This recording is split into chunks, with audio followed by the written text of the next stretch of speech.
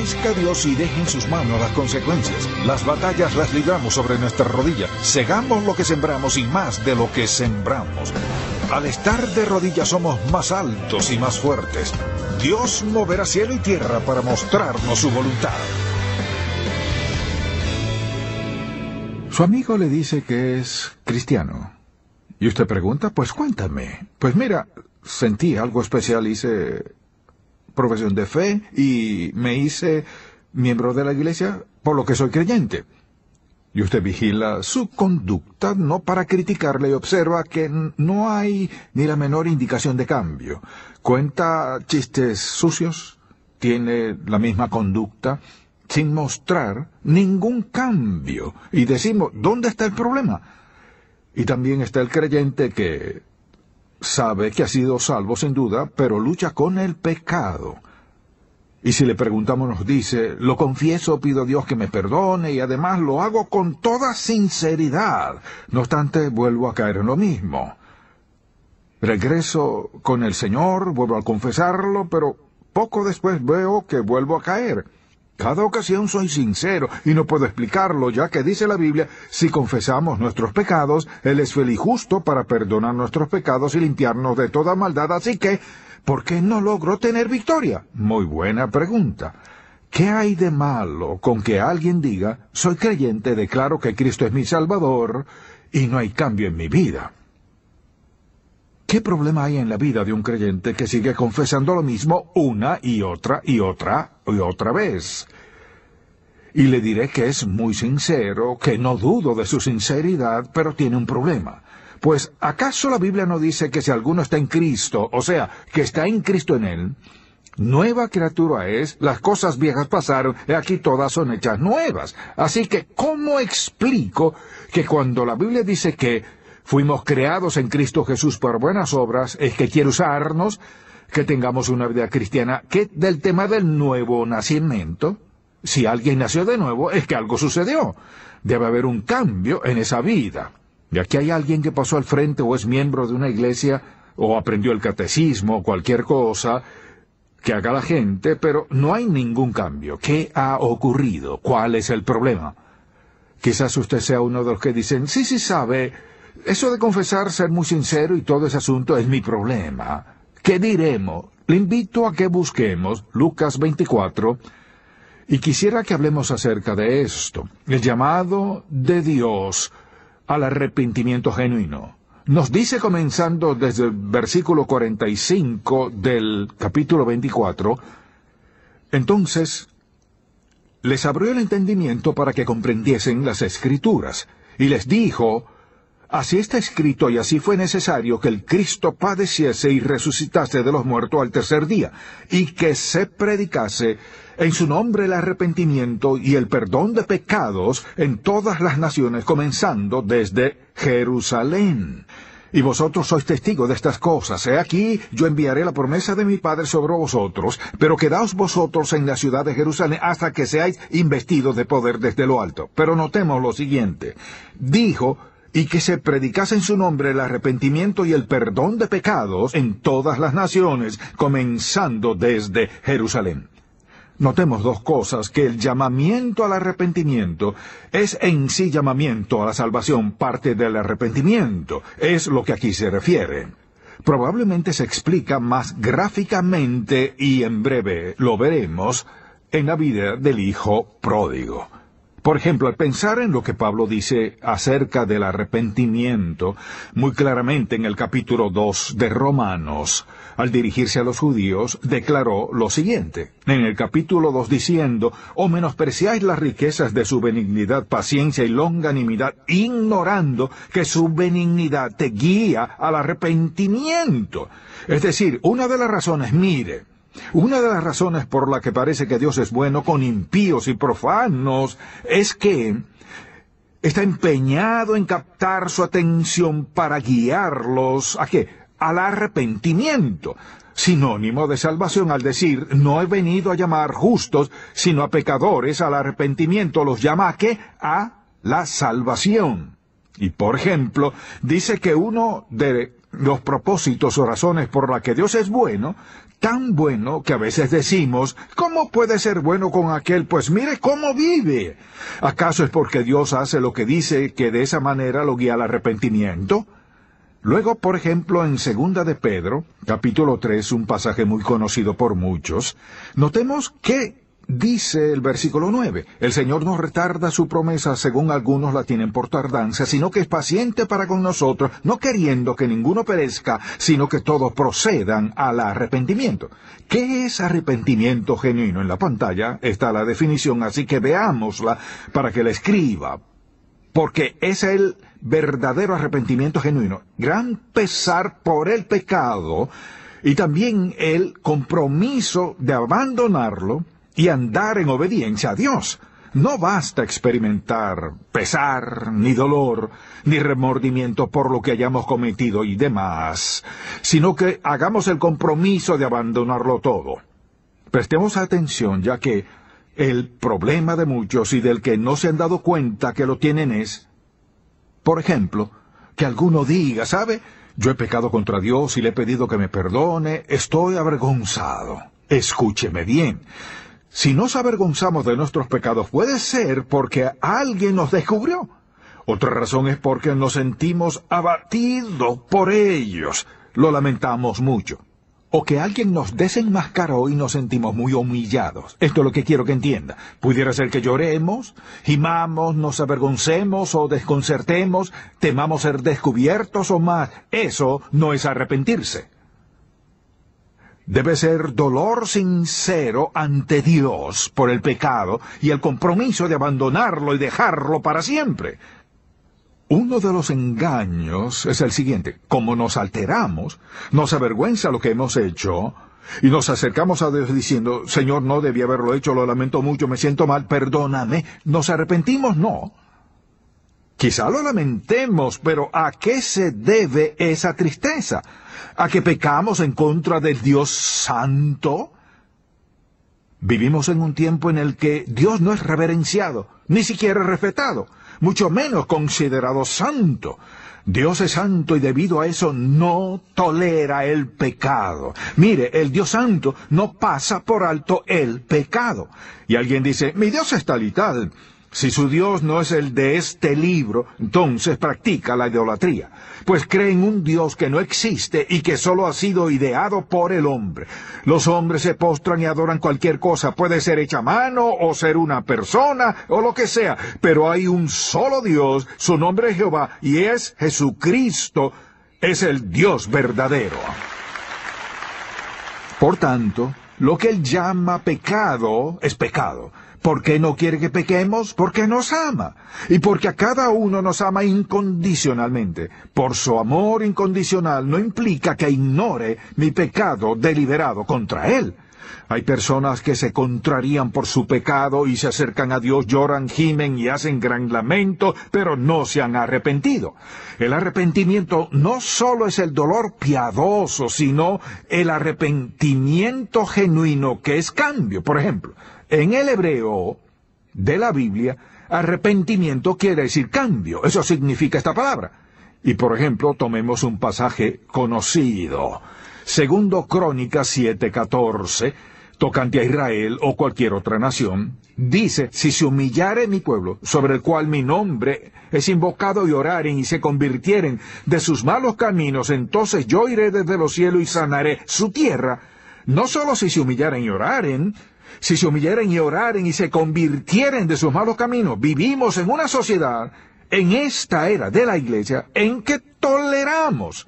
Y mira, el mensaje que sale a menudo es mensaje de tolerancia. No es posible tolerarlo. ¿Quiere decir sin pecado perfecto? No, en breve lo veremos. Solo digo, Dios odia el pecado. Lo detesta de todo tipo, simplemente porque nos ama tanto que no permitirá ocultarlo, nos ama tanto que mire, juzga el pecado, pues sabe lo que hace en la vida de sus hijos, lo que hace en la vida del no creyente y lo que hace en la vida del creyente, y por consiguiente lo detesta. Así que Dios no quiere pecado en nuestra vida, por lo que dice que debe haber un cambio en nosotros. Uno de los ejemplos del arrepentimiento genuino está en un pasaje conocido. Busquemos el capítulo 15 de Lucas por un momento y escuchemos qué dice, desde el versículo 11. También dijo: un hombre tenía 2 hijos, y el menor de ellos dijo a su padre: Padre, dame la parte de los bienes que me corresponde, y le repartió los bienes. No muchos días después, juntándolo todo, el hijo menor se fue lejos a una provincia apartada y allí desperdició sus bienes viviendo perdidamente. Y cuando todo lo hubo malgastado, vino una gran hambre en aquella provincia y comenzó a faltarle. Y fue y se arrimó a uno de los ciudadanos de aquella tierra, el cual le envió a una hacienda para que apacentase cerdos. Pensemos en esto.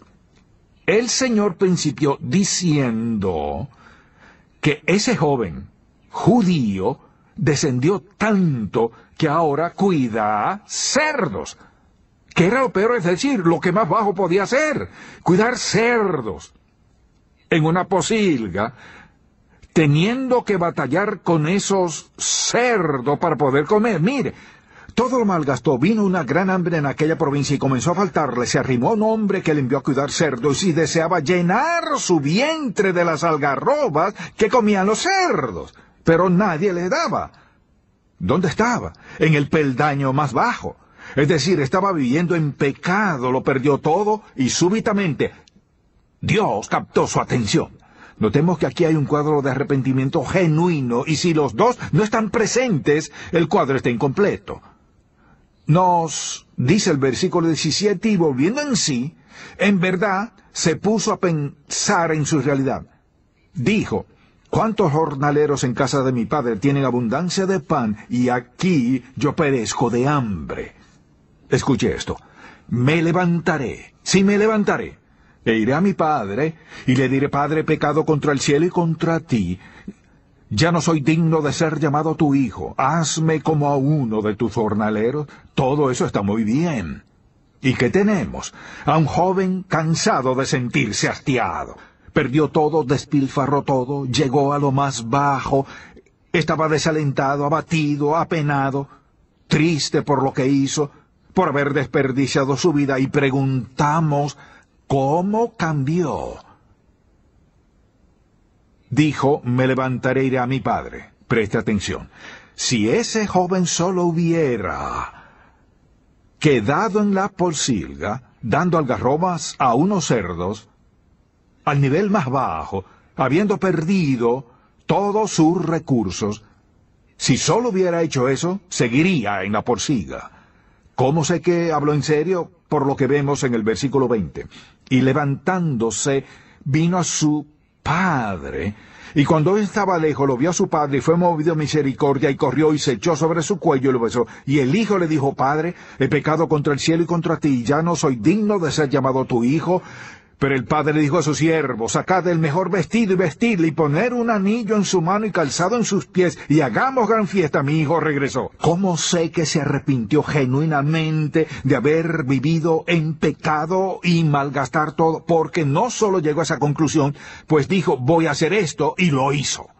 Y preguntamos: ¿cuál fue la diferencia? Ya no vivió como cerdo. En la actualidad muchos viven espiritualmente en una posilga. Están corrompidos espiritualmente.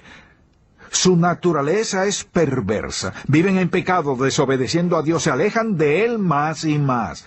Exactamente, ahí están. ¿Y cuántas personas se olvidan de Dios hasta que llegan a la posilga? No arreglan sus cuentas sino hasta perderlo todo. ¿Dios permite que lo perdamos? Claro que sí. ¿Eso es malo? Todo lo que nos lleve al Señor es bueno. Quizás alguien se encuentre por ahí y diga: yo he perdido todo, y si Dios fuera bueno, no habría permitido que eso sucediera, habría sido bueno conmigo, esto, aquello. ¿Sabe por qué perdió todo? Porque Dios quiere captar su atención. ¿Cómo lo hizo con este joven? Permitiendo que perdiera todo. Y muchas personas tienen que perder todo antes que Dios capte su atención. Dios puede amarles, hablarles al corazón, puede usar a otros para darles testimonio, pero hasta que su voluntad sea quebrada y reconozcan que toda su entrega, todas sus confesiones, todas sus promesas, todas sus buenas obras y lo demás, de nada servirán, su vida no se enderezará. Solo Dios cambia el espíritu, y el arrepentimiento es cambio de vida. No es cosa de hablar respecto a Él, ni solo de sentirse mal. No es cosa de decir a Dios que estamos en la posilga y nos urge su ayuda, que conteste la oración. Es cambiar. El cambio surge al actuar con genuina confesión y arrepentimiento, o sea, duelo genuino por pecar. Y mire, no solo la disposición, sino permitir que Dios nos transforme, que abandonemos nuestro pasado y cambiemos de rumbo. Por esa razón, las iglesias están llenas de inconversos, pasan al frente, confiesan a Dios esto o aquello, pero no hay arrepentimiento genuino. Siguen viviendo en pecado. Así que lo trágico es que se predica un evangelio que tolera el pecado y no les permite darse cuenta que la salvación consiste en un cambio eterno y total en cada vida. No es solo un cambio de conducta, aunque es lo más natural, sino de mi comportamiento, mi conversación y mi carácter. Es un cambio eterno que ocurre debido a la transformación que se lleva a cabo cuando una persona recibe a Jesús y entabla una relación genuina con Él. Y al pensar en que todo eso implica simplemente lo siguiente, es decir, que algo debe ocurrir en la persona, por lo cual cambie de carácter, de conducta y de actitud, es cambiar. Por consiguiente, si alguno dice yo creo en Cristo Jesús y cree en Cristo Jesús basándose en la fe del Nuevo Testamento, eso implica mucho más. En realidad usted dice, intelectualmente apruebo lo que se afirma en cuanto a Él. Pero si tengo fe en Él, la deposito en Él, no puedo separar arrepentimiento de espíritu y fe, ya que ambos van de la mano. No es posible arrepentirse y después creer, ni viceversa. Son los dos. Si me entrego al Señor Jesucristo es que dejo algo atrás. Dejo el pecado y me entrego a Cristo. Por consiguiente, habrá un cambio en mi conducta, en mi comportamiento, mi conversación y en mi carácter. ¿Por qué? Porque cuando eso sucede, como dijo Pablo, si alguno está en Cristo, como su Salvador, nueva criatura es. Las cosas viejas pasaron, he aquí todas son hechas nuevas. Nacer de nuevo es que, si una mujer da a luz a un niño, es una nueva ¿qué? Una nueva vida. Algo sucede. Es todo un cambio, pues ese pequeño estaba escondido en el vientre de su madre y al nacer es una nueva vida.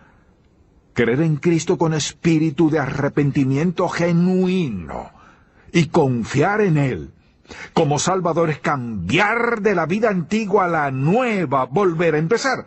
En eso consiste la vida cristiana, es todo un nuevo principio, es una nueva vida. Si alguno está en Cristo, nueva criatura es. Al leer en la Biblia, donde quiera que busquemos, siempre hay algo nuevo. Para la persona que no es creyente, si ha de ser salva, deberá hacer lo siguiente. Preste atención. Disponerse a admitir su pecado delante de Dios. Debe haber dolor sincero y genuino por el hecho de haber pecado contra el Padre Celestial. Pero eso de decir a la ligera, y sabe que voy a creer en Él, es que no le conoce. En cambio, el joven reconoció lo desordenada que estaba su vida. Mire, yo fui salvo a los 12 años, pero todavía recuerdo que me sentí sumamente culpable y que me arrodillé en el altar y que lloré por haber pecado contra Dios. A esa edad no conocía muchos pecados.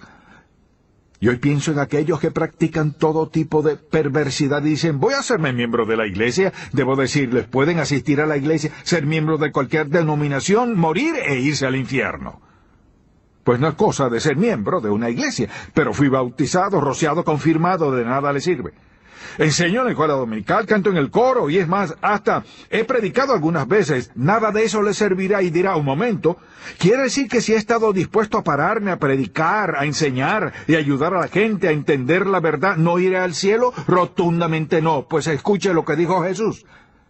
No todo el que me dice Señor, Señor entrará en el reino de los cielos, sino el que hace la voluntad de mi Padre que está en los cielos. Muchos me dirán en aquel día, Señor, Señor, ¿no profetizamos en tu nombre?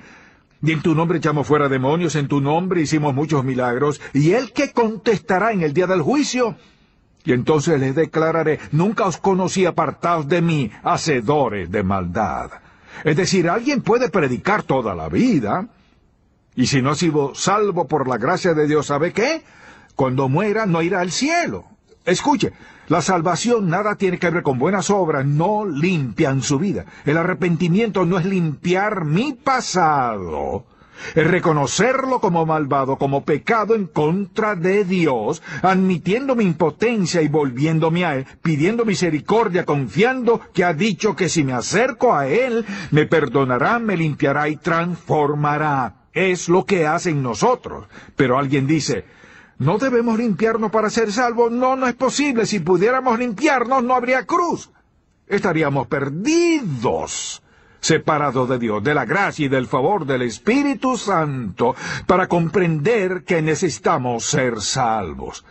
Sufro al pensar en quienes predican el Evangelio y quieren hacerlo agradable diciendo, no ofendamos a nadie, hagamos que todos se sientan felices en la iglesia y que se vayan al infierno. Creo que Dios no habló de eso. No estarán felices ni aquí ni lo estarán más allá. El Evangelio del Señor Jesucristo es un mensaje duro. Deja tu pecado por la fe en Cristo con un espíritu arrepentido. Si venimos a Él con ese espíritu, nos perdona y nos inscribe en el libro de la vida, ¿qué ocurre? Que se ha operado un cambio eterno en nuestras vidas. Pues la salvación es un cambio eterno en nuestro destino. Por tanto, tras de haber experimentado ese cambio, hemos de ser hombres y mujeres santos. Y que de aquellos que son salvos, lo saben y no lo dudan. Y alguien dice, ¿sabe qué? Mi problema es este.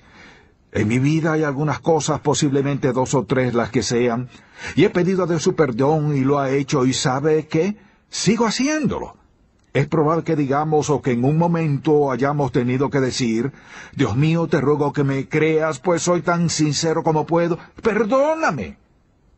Y en nuestro interior sabemos que lo haremos otra vez. ¿Amén? No me diga que no es cierto, ¿amén? Así es. Hemos pedido que nos perdone sabiendo que volveríamos a hacer lo mismo. ¿Qué decimos a eso? Un momento. ¿Qué de los creyentes? Con ciertos hábitos o relaciones, concupiscencias, ideas u otras cosas que confiesan su pecado al Señor y le imploran su perdón. Hablemos entonces acerca de la confesión. Esa palabra significa, en el griego del Nuevo Testamento es homologeo, que es estar de acuerdo. Así que si confieso algo a Dios y es una confesión genuina, estoy de acuerdo con Él, que ese pecado, actitud o acto pecaminoso no es aceptable y quiero enfrentarlo. Eso es confesión. E implica un espíritu quebrantado que arrepentirse incluye mi confesión. Los dos son inseparables, son parte de mi fe. El arrepentimiento es inseparable de la fe en Cristo. Confesión y arrepentimiento no pueden desligarse. Dios nos dice, no me agrada, es un acto de pecado y rebelión, pues te dije que no lo hicieras y aún lo hiciste. La confesión dice, Señor, lo lamento y lo sé, pero no quiero hacerlo sufrir. ¿Qué harían si los dejo? Y sigue insistiendo en eso, confesándolo día tras día tras día. Dios, perdón, pero no puedo. ¿Sabe? La razón principal por la que hay mucha confesión sin el menor cambio es solo una. ¿Me escucha? Dígame. Es esta. No hay arrepentimiento genuino debido a que no lo he rendido. Solo al renunciar al pecado puede haber un cambio. No digamos al Señor, tú no me perdonaste ni ayudaste, Y Dios te dirá, tú viniste a mí y lo confesaste. Si fuera genuino, cuando te dije que no debías hacerlo, lo habrías dejado. Pero no fue así. Y ahora te digo, entrégalo. La clave del arrepentimiento genuino es decidir deshacerse de lo que a Dios no le agrada en mi vida. Por eso es que el creyente no puede romper con ciertos hábitos ni cosas que no debe albergar, actitudes o inclinación hacia muchas cosas. La razón para no hacerlo es sencillamente porque no quiere entregarlas. Solo guardar unas cuantas. Mire, la obediencia parcial es ¿qué? Desobediencia. La razón por la que no hay arrepentimiento genuino es que no hay rechazo ni renuncia, y el arrepentimiento es todo eso. Mire, deseamos lo mejor de Dios o no, ruego a Dios que usted escoja lo mejor, reconociendo su pecado, diciéndole que no merece nada, que implora su favor, su perdón y su limpieza, que entrega su vida en sus manos y toda su fe en Él como su Salvador y Señor. Y en el proceso de acercarse a Él, automáticamente aléjese del pasado a la nueva vida que Él le ha preparado. Si eso no ha sucedido, usted no es salvo y no está seguro eternamente. Y si es creyente y sigue aferrado a lo que Dios le ha dicho, que no abandónelo. Y así muestra su fe. Y si dice, creo en Dios, abandone lo que Dios quiere sacar de su vida. Y entonces, Él le dará lo mejor. Depende de usted. Y recuerde, puedo comprenderlo, sentirse afligido, todo lo demás y seguir en la posilga, hasta que tome el primer paso hacia el Padre, en obediencia a Él. Amén. Padre, te damos gracias por la historia del Hijo Pródigo. Todos la hemos vivido de alguna manera u otra. Señor, te pido por los que asisten a la iglesia cada domingo, que están inquietos y no saben por qué. No comprende por qué no han podido cambiar.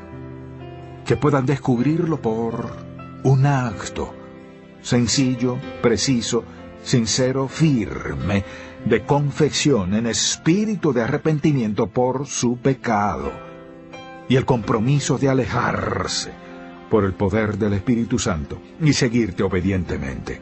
Te lo ruego en el nombre de Cristo. Amén. Si usted aceptó a Jesucristo como su Salvador personal durante este programa, le tenemos un regalo. Vida Nueva en Cristo. Es un paquete que contiene la revista En Contacto, un CD con un saludo del Dr. Stanley y un mensaje sobre los fundamentos de la fe. Para recibirlo gratuitamente, llámenos al 888-730-4211. Para adquirir una copia del mensaje de hoy, El llamado de Dios al arrepentimiento genuino, visite encontacto.org o llame gratis a nuestro teléfono. En el libro Cómo vivir una vida extraordinaria, el Dr. Stanley enseña 9 principios básicos que le permitirán disfrutar una vida de paz y felicidad. El Padre Celestial tuvo un propósito especialmente cuando le creó. Su deseo es que usted logre grandes cosas y que traiga gloria a su nombre. El precio de este libro es de $13.99. Gracias por acompañarnos en el día de hoy. Esperamos poder contar con su atención la semana próxima, a esta misma hora, en el programa En Contacto con Charles Stanley, con el propósito de impactar al mundo con verdadera pasión por Dios y compasión por todo ser humano. La enseñanza de Charles Stanley es una presentación de Ministerios en Contacto.